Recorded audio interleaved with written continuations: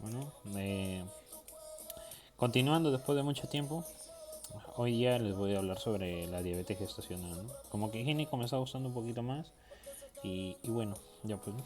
Sin más que decir. Bueno, empezamos con la diabetes gestacional. Vamos a entender o vamos a tener como concepto que es la intolerancia a la glucosa, ¿no? Dada por las hormonas gestacionales. Es como una reacción eh, a causa de la elevación de las propias hormonas específicas, pues, ¿no? Como ya sabemos, la progesterona va a estar a tope para que evolucione el embarazo como tal, ¿no?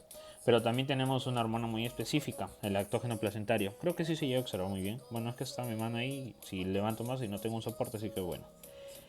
No, no puedo, sino por eso sale la sombra de miras. En fin, el lactógeno placentario, una hormona que está dentro de la gestación como tal, va a obtener un pico máximo cuantitativo en el segundo y en el tercer trimestre. Esta hormona también la conocemos como la hormona prodiabética. ¿Ya? La función principal de esta hormona, del lactógeno placentario, va a ser promover el paso de glucosa de la madre hacia el feto.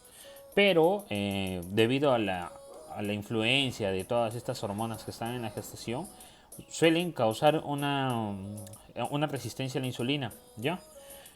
Bueno, eso sería básicamente todo lo que corresponde a qué es lo que pasa, ¿no? En teoría, es como que una etiología principal. Nos vamos a ir a los factores de riesgo, que tenemos el ser una mujer añosa, el antecedente tanto de diabetes que tú tengas como tal o que tus padres hayan padecido de la misma, el síndrome de ovario poliquístico y la obesidad como tal, ¿no? La obesidad va a cumplir ahí un círculo vicioso con la diabetes gestacional. Dentro de nuestro diagnóstico, bueno, mejor mover las complicaciones. Vamos a dar inicio de acá, pues, bueno, se va a dividir, también hay complicaciones en los adultos como tal, después de que han padecido, que han sido producto de una diabetes gestacional con su madre, ¿no? Bueno, en la fetal vamos a tener la principal, la más marcada, la macrosomía fetal. ¿Ya? Características principales, mayor de 3.3 kilogramos 800 3 kilos 800 gramos, medio pendejo fui ahí. Pero bueno, o mayor a 4 kilos con una talla mayor a 52 centímetros. Dentro de las complicaciones fetales tenemos el aumento del riesgo de padecer una malformación congénita como tal. Dentro de las enfermedades coronarias tenemos la hipertrofia del tabique interventricular. Esta es la número uno, esta es la principal cardiopatía, la número uno dentro de las complicaciones de las enfermedades coronarias a causa de una diabetes gestacional. Sí, se llega a observar, sí. Otra enfermedad, pero esto sí a nivel nervioso central, vamos a tener los defectos del tubo neural, ¿ya? Y por último vamos a tener el síndrome de regresión caudal o la agenesia del sacro como tal. Dentro de las complicaciones en el RN como tal, dentro del ópero fetal y RN, vamos a tener la hipoglicemia debido a la propia macrosomía, la policitemia y una disminución de calcio, una hipocalcemia y una hipomagnesemia, ¿no? Y la ictericia que se va a dar por los niveles de hemoglobina que hay como tal, ¿no? Por la cantidad de líquidos que van a estar en el torrente sanguíneo. La policitemia va a causar de cierto modo una ictericia debido a la hemólisis de los propios glóbulos rojos, y no hay que olvidarnos de la complicación más notoria o en la que la mayoría de veces se suele presentar, ¿no? Acompañada con hipolisemia. En caso pues sea un producto pretérmino no, sino como que casi a término, ¿ya? Porque al pretérmino sí va a tener más complicaciones y una mayor incidencia a la enfermedad de la membrana hialina, donde va a haber un retraso en la capacidad pulmonar como tal en la maduración, ¿ya? Esta se va a deber a dos causas principales, a la diabetes gestacional como tal, ¿ya? Y a la resistencia a la insulina. Dentro de nuestro diagnóstico, como ya sabemos, al igual que en el adulto, pues no, una glucosa mayor o igual de 126 miligramos por decilitro, la prueba de tolerancia oral de glucosa mayor de bueno, después de 2 horas mayor a 200, y la hemoglobina glicosilada, ¿no? Un aspecto muy importante en no transmisibles cuando vamos a diagnosticar a un paciente como tal. Que bueno, si es que este es mayor a 6.5, un grandísimo daño o bueno, esta cantidad de hemoglobina glicosilada se va a encontrar pues no en la diabetes gestacional como tal. dentro de nuestros exámenes, como les estaba mencionando acá vamos a tener dos, ¿ya? Se va a dividir en dos. Como tal, vamos a tener nuestra prueba de tolerancia a la glucosa de un paso y de dos pasos, la de dos pasos conocida como la prueba de Sullivan, y en la de un paso pues no tiene un nombre específico, tan solo como prueba oral. Bueno, en la primera, como ya se sabe, se va a dar 75 gramos de glucosa como tal. Vamos a obtener, se va a hacer una medición basal de glucosa, ¿ya? En ayunas como tal, a la hora y a las 2 horas, pues, ¿no? A la hora de haber dado los 75 gramos y a las 2 horas para poder ver. Si vemos de que los valores sí han aumentado o se mantienen todavía en 200, pues es un diagnóstico positivo para una diabetes gestacional, ¿ya? Y en la otra tenemos la prueba de tolerancia oral de glucosa, de la prueba de Sullivan, en la cual se va a dividir en dos pasos específicamente. El primero es en 50 gramos brindar y el segundo va a ser en 100 gramos. En la primera tan solo se va a hacer una sola medición en la cual de que al pasar la hora no se hace un bazar como tal, ya no se hacen ayunas ni nada, se da nada más. A la hora de haber brindado, si los niveles de glucosa son mayores a 140 miligramos por decilitro, positivo. Pero debemos cumplir más criterios. Debemos hacer una prueba de tolerancia oral agregando 100 gramos adicionales de estos 50 muy aparte. Después, pues, ¿no? Le vamos a dar la prueba como tal en ayunas a la paciente, pero después de haber brindado esta cantidad de glucosa, ¿ya? ¿Me van entendiendo? Y vamos a sacar a una hora, a las 2 horas y a las 3 horas.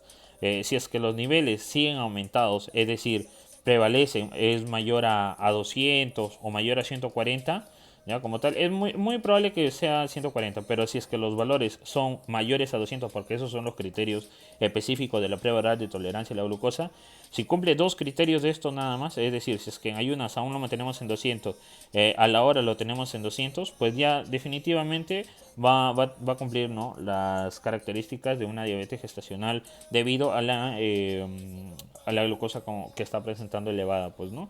Es decir, es una diabetes mellitus gestacional positiva, no hay que olvidarnos de ese criterio. Y ya, y si cumple las otras dos, ya, pues ya, por las puras ha salido embarazada.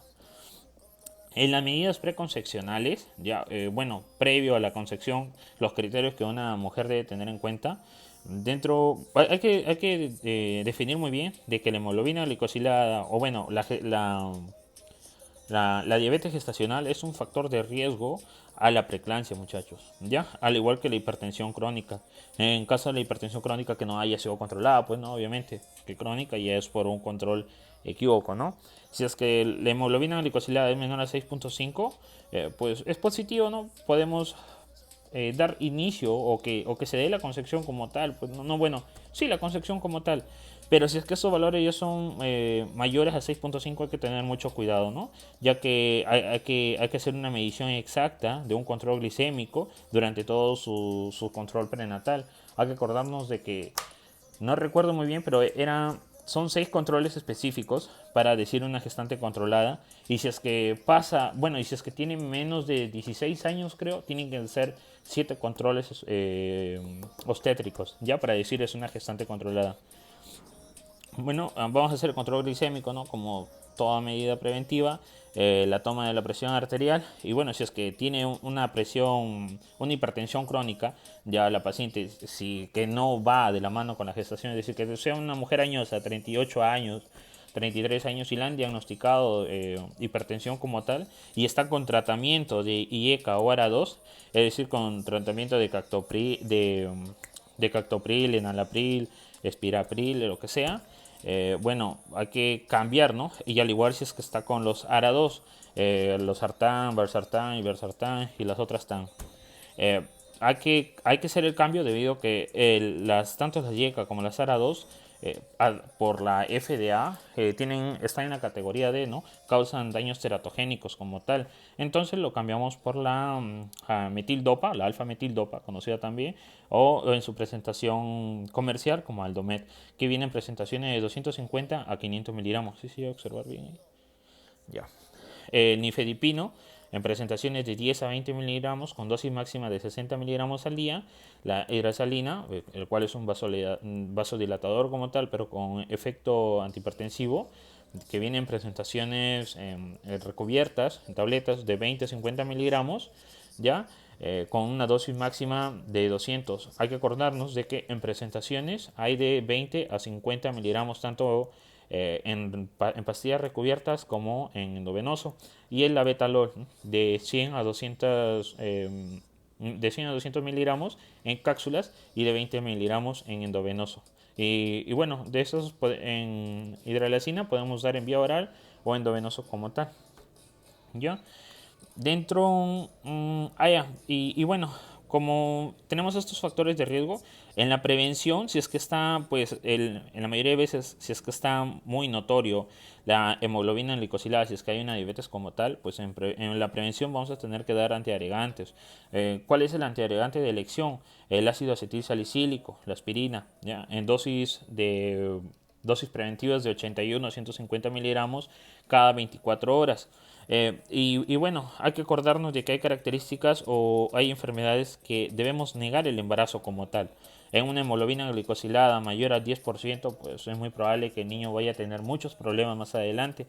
Ya, bueno, tanto daño fetal como daño materno. Ya, la hipertensión no controlada, enfermedades coronarias de la madre como tal, y bueno, afecciones renales, ¿no? En donde ya hay una insuficiencia notoria. Bueno, de esto más que todo, esto sería absolutamente todo dentro de las cosas preventivas que podríamos hacer, o bueno, para que una gestación llegue a ser adecuada, ¿no? Una evolución del embarazo sea adecuado. Es poco nada más, no es mucho, pero me he esforzado haciéndolo, ¿ya? Y bueno. Ah, acá me olvidé. En esta también me olvidé, ¿ya?